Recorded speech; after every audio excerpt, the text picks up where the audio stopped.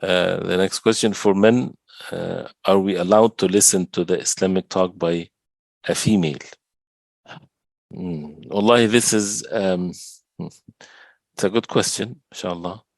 The early generations of Islam, they used to seek knowledge from shuyukh, from people of knowledge. There are males and females. And Aisha radiallahu anha, alima, scholar of this deen. So there was both. But then it was done in the proper way.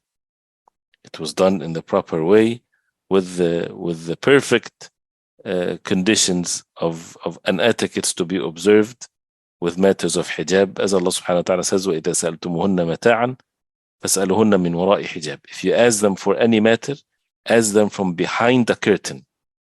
Right? And we have to understand, and I would just briefly, there is the foundation that we need to be upon, and learning principles and foundations is very important. The foundation is there's no relationship is valid between men and women if they're not mahram to one another. There's no relationship whatsoever is valid there, except whatever is mentioned as an exception, right? Not the opposite. And it's important to see things in the right way and form.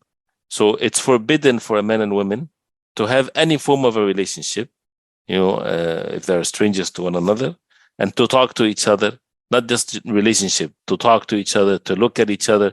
All of these things are forbidden, except if there is an exception based on the Sharia. Buying and selling, for example, if a person walking on the streets, he lower the gaze and things like this. So if there's a reason for them to speak, if there's a reason for them to deal with one another, then everything has to be observed according to the deen of Allah, one of which is to be behind the curtain, not to soften the way that a person would speak. فَلَا تَخْضَعْنَ بِالْقَوْلِ فَيَطْمَعَ الَّذِي فِي قَلْبِهِ مَرَضٌ.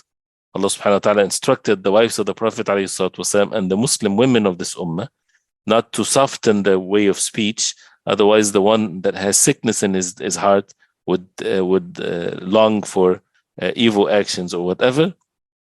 And so this is it used to be present, and they used to seek knowledge in the proper way. But what is being practiced nowadays by some or by many is against the deen of Allah. When men and women are sitting together in a mixed gathering where men can see women and women can see men, when you would find women, some of them wear hijab, some of them don't wear hijab, some of them show their faces, some of them don't, and they all sit in a gathering where they can look at each other. The same thing with the teacher, if she's a female and they can look at her and she can look at them. All of that is evil. All of that is sinful. People seeking rewards from Allah and they end up coming back with sins. But as far as just the voice, if it's done in a serious tone and no joking and no things of that nature, and it's without khalwa, without being alone, then it's permissible, of course, for both men and women to seek knowledge from one another, as the early generations of Islam used to do so. But it has to be done with all of these different precautions and etiquettes to be observed, and not just to take one thing and to say it's permissible, and then people, they put their own ways of doing things. And it's definitely, if knowledge can be sought, men from men and women from women, without going into this route, because you never know what might change, definitely this is what is best. And the matter, of course, requires more details. So may Allah subhanahu wa ta'ala protect us.